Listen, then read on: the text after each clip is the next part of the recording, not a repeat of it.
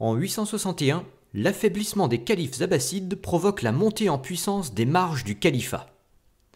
Après s'être intéressé à l'Égypte dans le précédent épisode, on va maintenant se focaliser sur l'Iran.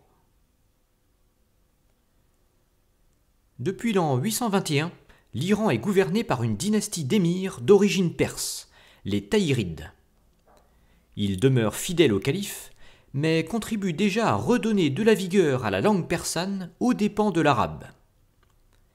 Ça permet d'entretenir un fort sentiment d'identité en Iran, qui conserve en mémoire la gloire des empires perses pré-islamiques. C'est aussi ce qui explique la vigueur du chiisme dans la région, qui permet de se démarquer du sunnisme officiel. Dès l'an 864, une dynastie chiite prend son indépendance au sud de la Caspienne, les Alavides.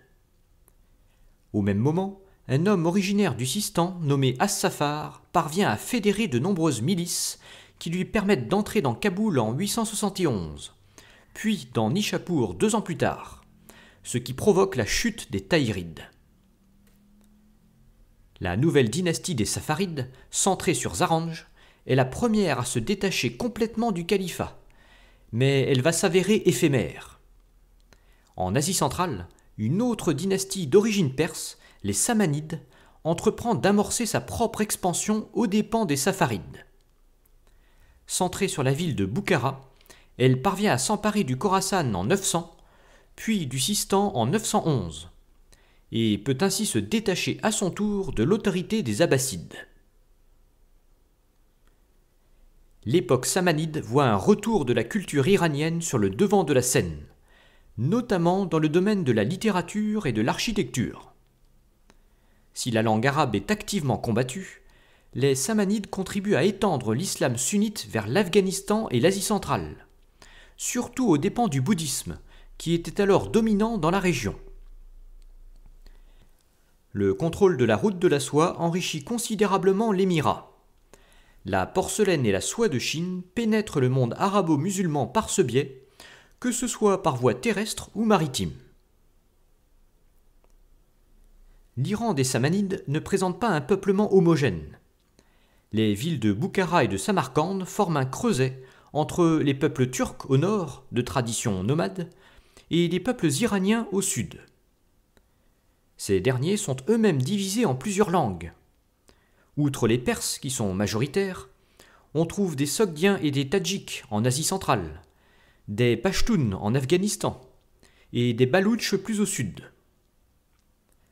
Plus à l'ouest vivent divers autres peuples iraniens, dont les plus nombreux sont les Kurdes, qui sont apparentés aux anciens Mèdes de l'Antiquité.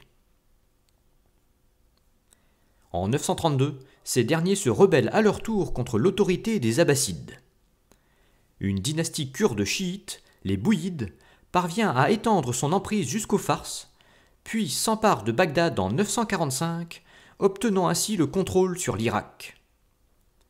À compter de cette date, le calife abbasside perd toute forme d'autorité temporelle, mais il subsiste en tant que chef spirituel des sunnites. Les Bouyides contribuent à apaiser l'agitation chiite, récurrente dans le sud de l'Irak depuis la mort d'Ali. Finalement, ce sont surtout les Samanides qui contribuent à entretenir l'autorité spirituelle des califes abbassides. Pour les Bouyides comme pour les Samanides, le principal danger va venir des peuples turcs d'Asie centrale. En 934, un khan de la dynastie des Karakhanides se convertit à l'islam sunnite, fondant un premier sultanat.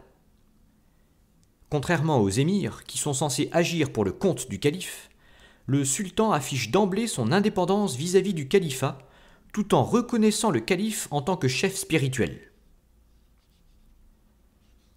La puissance de l'émirat samanide repose de plus en plus sur des régiments d'esclaves turcs qui exercent une influence croissante sur la succession des émirs. En 983, les Bouyides en profitent pour progresser vers l'est. Puis en 992, ce sont les Karakhanides qui s'emparent de Boukhara. À Ghazni en Afghanistan, un militaire turc en profite pour imposer son autorité aux dépens des Samanides, posant les bases de l'empire ghaznévide. C'est son successeur Mahmoud qui porte cet empire à son apogée. Il parvient à stopper la progression des Karakanides en 997, regagne du terrain sur les Bouyides, puis étend son emprise jusqu'au nord de l'Inde, d'où il retire un énorme butin. L'empire ghaznévide favorise les influences mutuelles entre les cultures indiennes et iraniennes. Pour contrer la menace des Karakanides, il choisit de s'appuyer sur une tribu turque fuyant le sultanat et dirigée par un certain Seldjouk. C'est le point de départ de la dynastie des Seldjoukides qui va bientôt tout balayer jusqu'aux portes de Constantinople. Nous verrons cette fabuleuse épopée des Turcs dans le prochain épisode.